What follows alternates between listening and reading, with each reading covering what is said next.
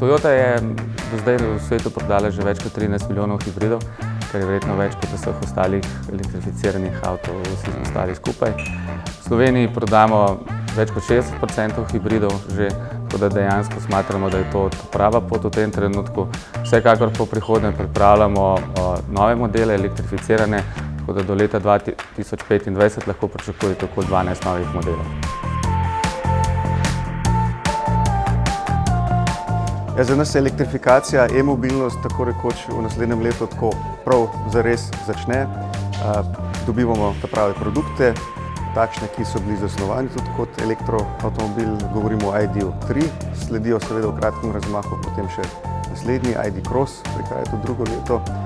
Torej, za nas se takrat začne in seveda se intenzivno pripravljamo na to, da nas bojo stranke ne samo povpraševale po električnih avtomobilih, ampak seveda tudi potem posledično, kaj to pomeni za, na primer, elektroinštalacijo doma, kaj to pomeni, kje in kako bom lahko polnil, kaj pomeni sončna elektrarna. Na vse to se želimo pripraviti, zato smo, oziroma uvajamo naš program MUN v Sloveniji, ki bo, upam, da nudil ustrezne odgovore. Tako da ja, elektromobilnost je pred pragom, pred vrati, mi se intenzivno pripravljamo na njo.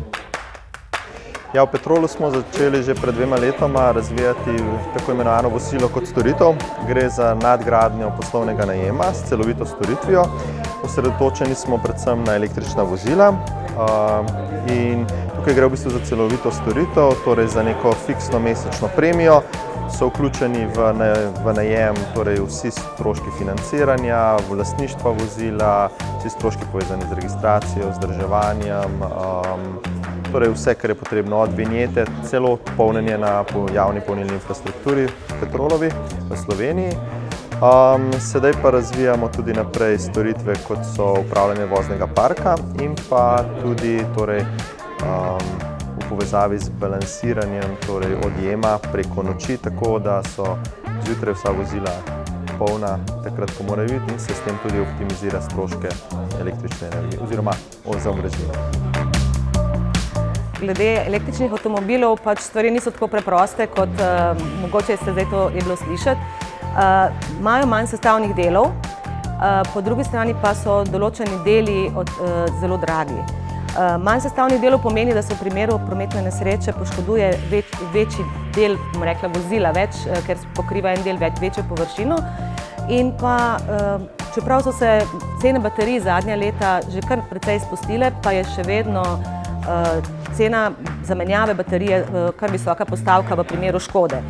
Tako da zavarovalne premije zaradi tega v bistvu še niso prilagojene dejstvu, da so električna vozila manj nevarna oziroma vozniki električnih vozil vozijo bolj previdno, bolj obzirno do drugih, kar pomeni, da je manj nesreč.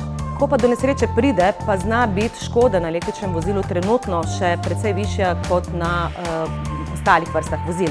Zaradi tega načeloma do znatnih znižanj premije še ni prišlo. Kljub temu pa ravno zaradi tega, da so električna vozila manj tvegana, zavarovalnice priznavamo popuste za sklepanje zavarovanj za električna vozila.